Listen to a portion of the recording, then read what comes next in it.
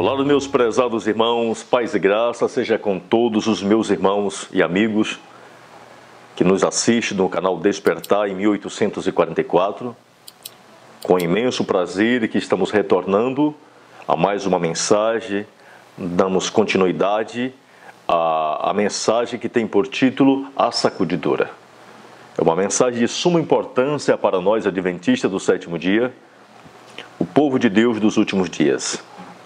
Então, estamos falando sobre a sacudidura, baseado no livro Como Ser Realmente Feliz, um livro maravilhoso, um livro extraordinário, um livro que tem a mensagem de 1888. É incrível como esse livro é uma obra-prima de Deus para cada um de nós. Nós iremos orar ao Senhor, pedir suas bênçãos. Não se esqueça de se inscrever no canal Despertar em 1844. Levar essa mensagem aos seus amigos e irmãos, porque é mensagem de suma importância, uma mensagem que vem mostrando o que é a sacudidura, como está acontecendo a sacudidura, quando iniciou a sacudidura entre nós, adventistas do sétimo dia. Oremos ao Senhor então. Senhor nosso Deus, pedimos ao Senhor graça e sabedoria para darmos continuidade a essa mensagem, Senhor. Abençoe-nos neste momento, abençoe teu povo, abençoe o canal Despertai, abençoe as pessoas que o seu Santo Espírito tem levado essas mensagens até elas. Abençoe-nos neste momento, Senhor, no nome santo de nosso bendito Salvador Jesus. Amém. Olá a todos, estamos diante da palavra do Senhor para darmos início a mais um tema, como já falamos, a sacudidora. Nós iremos folhear o capítulo 33 do livro Como Ser Realmente Feliz. Um livro maravilhoso que desde 2001, 2002, por aí assim, quando Deus nos trouxe essa mensagem aqui para nós no Brasil, que antes não conhecíamos essa mensagem. Nós iremos iniciar com a leitura que nos diz o seguinte: mas introduzir-se-ão divisões na igreja, desenvolver-se-ão dois partidos. Ellen G. White escreveu esse texto em 1896. Ela diz lá em 1896 que iria ser introduzido na igreja divisões. Iria ter dois partidos: o partido de Deus e o partido do diabo dentro de nossa igreja. Joio e trigo, virgens loucas e virgens prudentes. Agora, de qual dos dois partidos nós estamos fazendo parte? As nossas obras, os nossos atos vai determinar em qual partido nós estamos. Nós estamos levantando o estandarte do Senhor ou estamos levantando o estandarte de Satanás? Estamos levantando a mensagem do terceiro anjo ou a mensagem de Deus? Somos covardes, frouxos ou somos corajosos no Senhor? Somos daqueles que nos acovardamos em dar uma mensagem? Somos daqueles que, quando alguém nos dá uma pressão, ou quando nós olhamos alguém levar uma pressão, nós amolecemos? Quem somos nós? Que mensagem estamos pregando? Em que grupo estamos fazendo parte? O que é a Igreja Adventista do sétimo dia? O que é a sacudidura? Quantas fases tem a sacudidura? Você conhece? Você sabe? Você estuda a Bíblia e o Espírito de profecia? Continuemos a leitura. Na igreja forma-se oficialmente o partido de Deus e o partido de Satanás. Os dois partidos sempre existiram na igreja em todas as eras, porém não oficialmente. Este tipo de situação não existiu no tempo de Ellen G. White, pois ela a colocou no futuro. Esta é a mesma divisão profetizada por Jesus em Marcos capítulo 13, versos de 9 a 13. Então, a divisão hoje está acontecendo dentro de nossa igreja adventista do sétimo dia. Hoje nós estamos começando a ver dois grupos distintos, mas é no decreto dominical, Evangelismo 234, o Grande Conflito, páginas 608 a 612, e outros livros vêm nos mostrando que é no decreto que vai ser traçada a linha divisória entre o falso e o verdadeiro, entre o ouro e a escória, entre as virgens loucas e as virgens prudentes, entre trigo e joio. É o decreto dominical que vai traçar definitivamente a divisão, a linha divisória entre o certo e o errado. E estamos caminhando para isso. E o que vai despertar o decreto dominical?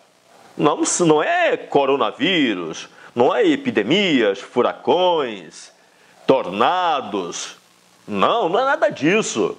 Isso sempre aconteceu. O que vai despertar o decreto dominical chama-se a mensagem do terceiro anjo, reavivamento e reforma. Como diz a profetisa, haja um reavivamento da fé primitiva e os fogos da perseguição se reacenderão de novo. Ou seja, a lei dominical. Certo? Para que lei dominical?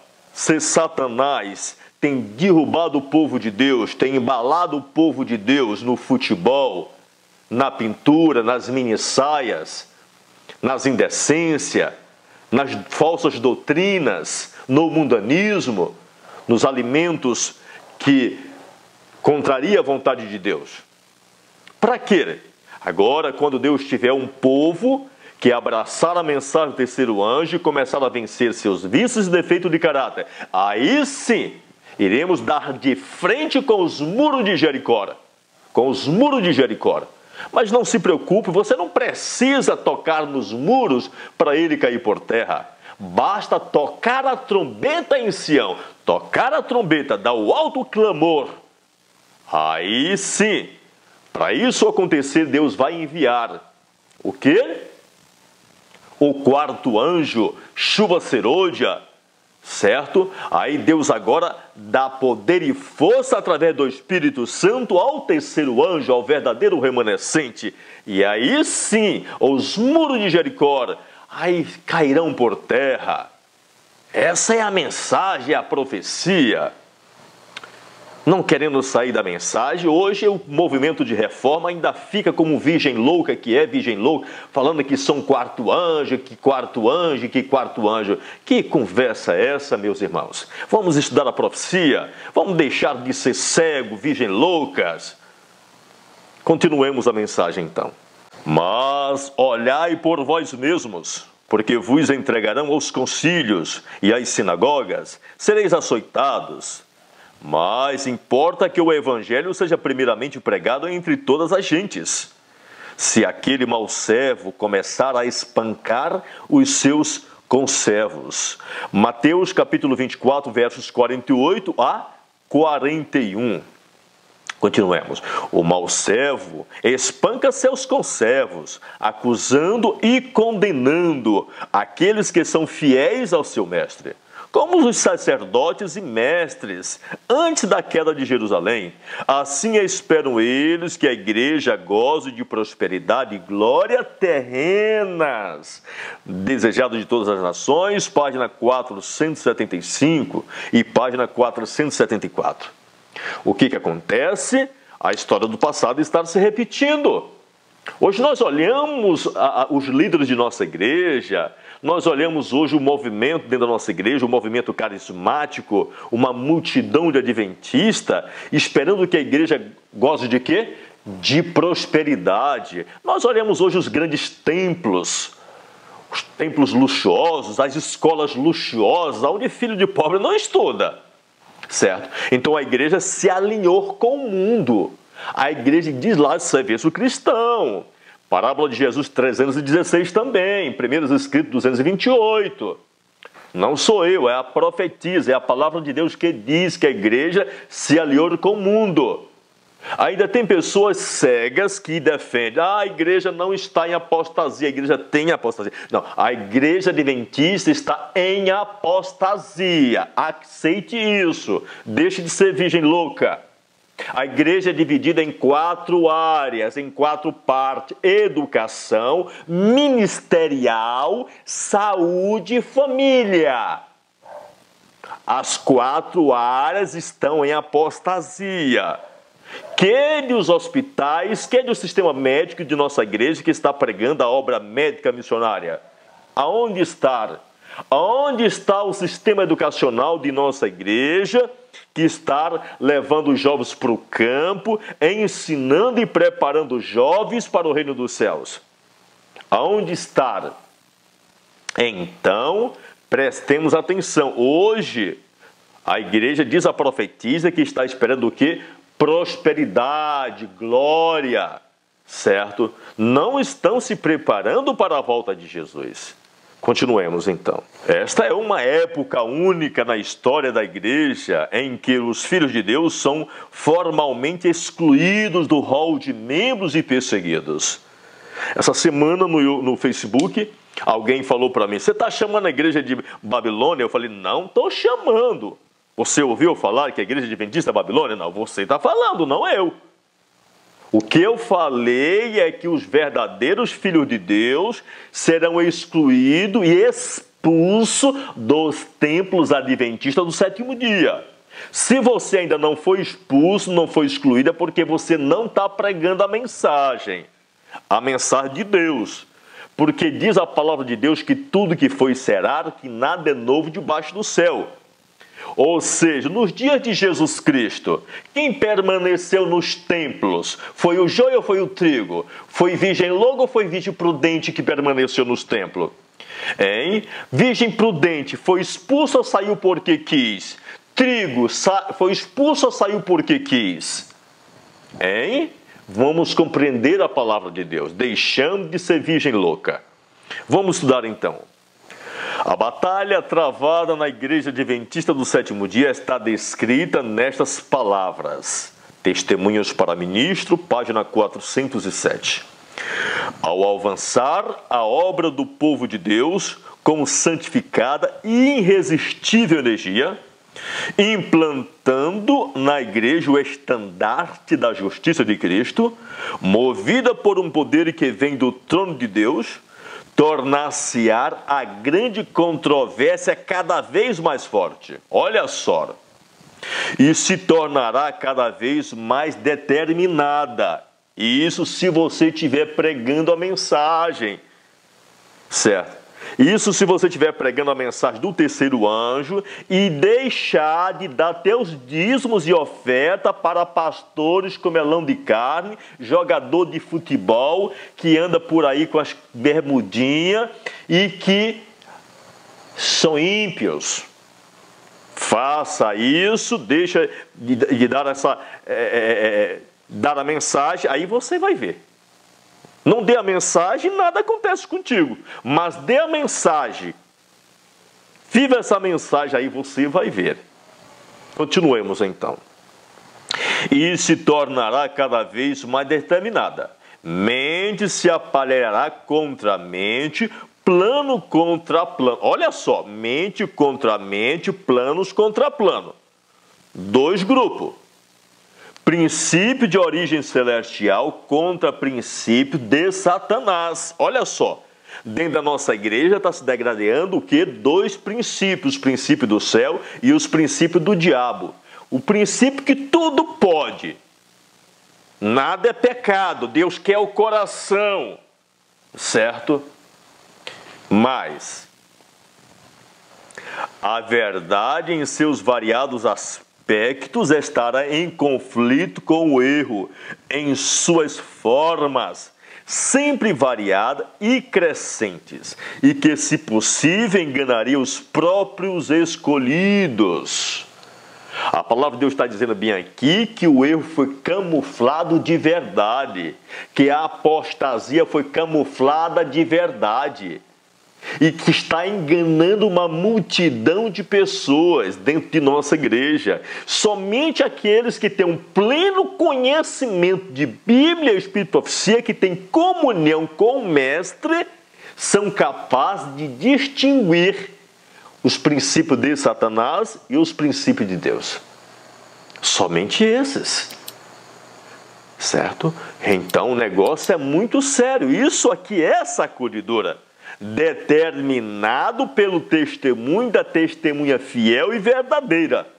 Agora, no momento em que você rejeita a verdade, aí pronto! O que nos diz o livro de Tessalonicenses? Deus agora te envia o espírito de erro para que tu creia no erro, porque tu não tiveste amor pela verdade. Estás compreendendo? Uma sacudidura por falsas teorias. Aí no final nós temos agora decreto dominical para puxar a cortina e mostrar quem somos nós. Linha divisória. Essas são as fases da sacudidura. Hoje nós estamos passando por essas duas fases. Testemunho da testemunha fiel e verdadeira e falsas teorias. Por último, teremos o que era a última fase, decreto dominical. Durante esta batalha entre os dois partidos, desenvolver-se mais acirradamente a sacudidora. Separam-se os que desejam ser fiéis a Deus, dos que levantam a tocha da falsa profecia acesa na infernal tocha do diabo. 409, testemunho para ministro. E a palavra diz de Deus que nos nossos púlpitos serão acesa a infernal tocha do diabo. Que tocha do capeta é essa que Ellen G. White diz que seria acendida nos púlpitos de nossa igreja? De que Jesus veio com a natureza antes da queda. Diz que Jesus não veio com as nossas propensões. Isso é a tocha do capeta. De que Jesus foi diferente de nós. De que tudo pode. E a última tocha do diabo que será acesa nos púlpitos da igreja chama-se o domingo, que a profetisa disse que será pregado nos púlpitos de nossa igreja. Certo? Por que isso tudo? Analise bem. Eu tenho olhado nas nossas revistas, em alguns panfletos, alguns templos adventistas, o movimento de reavivamento começou, né? Os adventistas, a maioria do nosso povo adventista, as mulheres tudo de calça apertadinha, né? Tudo de calça, né? Os Caleb tudo com as camisetinhas de efeminado, né? De gay dentro de nossa igreja, buscando o reavivamento só baseado na oração. Ou seja, está confundindo as rodas da bicicleta com a bicicleta. E isso nunca vai acontecer no verdadeiro reavivamento. Ellen G. White diz que o Satanás vai soprar, certo, sobre este povo um espírito malévolo, um espírito satânico. Por quê? Porque não houve uma reforma do coração, da vida. Reavivamentos tem que ter seus frutos, e os frutos do verdadeiro reavivamento chamam-se reforma de vida, certo? Uma reforma radical em nossas vidas. Esses são os frutos do verdadeiro reavivamento. Certo? Os dois andam de mão dadas, são casados, não podem se divorciar. E agora os líderes de nossa igreja, usado pelo Satanás, agora está levando os membros a crer que não precisa mudar nada, que não precisa deixar de comer nada, não precisa deixar de ver nada, não precisa deixar de ir em lugar nenhum tal, entendeu? Que não precisa deixar de ouvir nada, que Jesus aceita o coração, que Jesus quer que busquemos na semana de oração, aquela coisa toda, certo? Então é isso que o Satanás está cegando. Por quê? Porque está rejeitando a mensagem. Mas Deus não leva em conta o tempo da ignorância. Tem muitas pessoas sinceras dentro de nossa igreja que foram batizadas, mas nunca ouviu essas verdades. É por isso que Deus não pode concluir o juízo de investigação enquanto todo o povo de Deus não for esclarecido da verdade. E isso depende dos atalaias fiéis que conhecem a verdade, deixaram de ser covarde e dá uma mensagem dentro de nossa igreja, através de panfletos, revistas, jornais, canais no YouTube, etc. Para que Deus seja julgado e seja achado justo, porque Ele é justo, certo? Compreendemos mais então. No nosso próprio meio levantar-se-ão falsos mestres, dando ouvido a espíritos enganadores, cujas doutrinas são de origem satânica. Esses mestres arrastarão discípulos após si. Ou seja, em nosso próprio meio levantar-se-á o quê? Homens inteligentes, homens que se vestem muito bonito, muito elegante, se expressa bonito. O povo gosta disso. O povo gosta daquele povo que fala. O povo gosta de ser enganado. Entendeu? Levantou alguém que sabe falar bonito, se vestiu muito bonito, é elegante. Aí o povo vai, ô pregador bonito, prega bem demais esse irmão. Ou seja, olha para os homens que Deus chamou no passado, virgem louca. Olha para Elias, João Batista, certo? Como eram esses homens? Eles não tinham a pele bonitinha, fininha, sedosa, não, meu amigo. Você vai se decepcionar as maneiras e os meios dos quais a profetisa diz lá em Testemunho para Ministro, página 104 a 107. Ela diz que muitos irão se decepcionar pelos meios que Deus está usando e vai usar. Você está entendendo? Está compreendendo você? Pois é. Continuamos então. Ao aproximar-se a tempestade, uma classe numerosa que tem professado a fé na mensagem do terceiro anjo, olha que não é uma classe pequena, é grande, mas não tem sido santificada pela obediência à verdade, não houve obediência à verdade, não compreende a verdade, não aceitou a verdade, abandona sua posição da mensagem do terceiro anjo, que crê só de lábios, né? Passando para as fileiras do adversário. Tornar-se-ão os piores inimigos de seus antigos irmãos. Quando os observadores do sábado foram levados perante os tribunais para responder por sua fé, estes apóstatas serão os mais ativos agentes do diabo para representá-lo falsamente e acusá-lo e, por meio de falsos boatos e insinuações, incitar os governantes contra eles. Grande conflito 608. Então, nossos piores inimigos não estão lá no Vaticano, não está lá nos Estados Unidos, lá no Casa Branca. Os nossos piores inimigos estão dentro dos templos adventistas sétimo dia. Os piores inimigos do remanescente. E Ellen G. White fala que a maioria, uma grande multidão dentro da igreja, que foram batizados, sepultados cruz dentro da igreja. Certo. Foram levados pela igreja uma multidão de pessoas que nunca morreu para o mundo. Nunca morreu para o mundo. Simplesmente tomou um banho nos tanques batismais. O que faltou esse indivíduo levar foi uma barra de sabão, um sabonete para se esfregar lá dentro. Porque o seu batismo nada mais do que foi um banho. Certo? Não houve conversão. Porque o que converte é a verdade, e a verdade nunca foi penetrada nos ouvidos desse indivíduo. É por isso que os atalaias precisam se levantar, dar uma mensagem dentro de Sião. E não se separar, se excluir para ali e dizer assim, eu sou mais santo do que vocês. Faça isso não, senão você está apostatado. Continuemos a mensagem. A pergunta a ser feita é, em que momento se dá a divisão? Interessante essa pergunta, né? Em que momento se dá a divisão? No momento em que se toma a decisão contra ou a favor da mensagem, pronto, a resposta. No momento em que você se levanta contra a verdade ou a favor da verdade, nesse momento houve uma divisão entre você e aqueles. Se você se levantar, na hora que você ouviu a verdade, se levantar a favor da verdade, nesse momento ocorreu uma divisão. Certo? Não é a verdade, o erro que divide. Ou seja, se você creu no erro, você se dividiu, você se separou do povo de Deus. Continuemos. O paralelismo bíblico aplicável aos dias de hoje está em Números capítulo 25.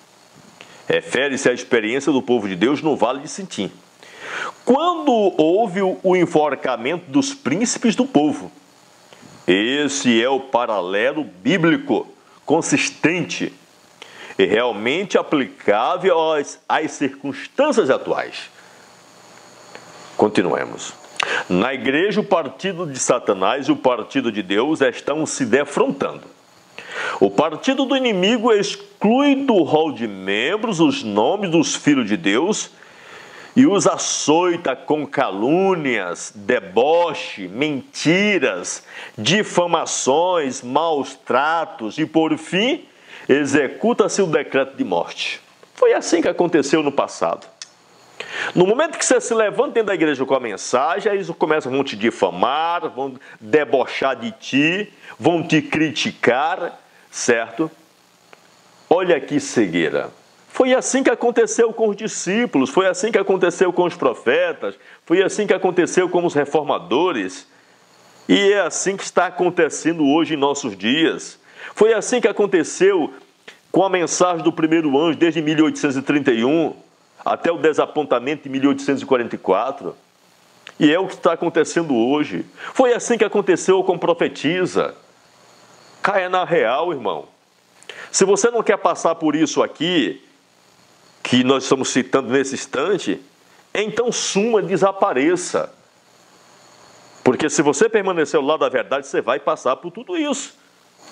Ellen G. White nos dá uma descrição da sacudidura em Primeiros Escritos, página 270.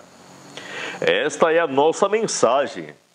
A própria mensagem que os três anjos voando pelo meio do céu estão proclamando. Uma nova vida está vindo do céu e tomando posse de todo o povo de Deus. Mas introduzir-se-ão divisões na igreja. Olha só, divisões aqui na igreja. Dentro da igreja vai acontecer uma divisão. Desenvolver-se-ão dois partidos dentro da igreja. O trigo e o joio crescerão juntos para a ceifa. Mensagens Escolhidas, volume 2, página 114. Perguntei a significação da sacudidura, em que eu vira, e foi-me mostrado que era determinada pelo testemunho direto contido no conselho da testemunha verdadeira, a igreja de Laodiceia.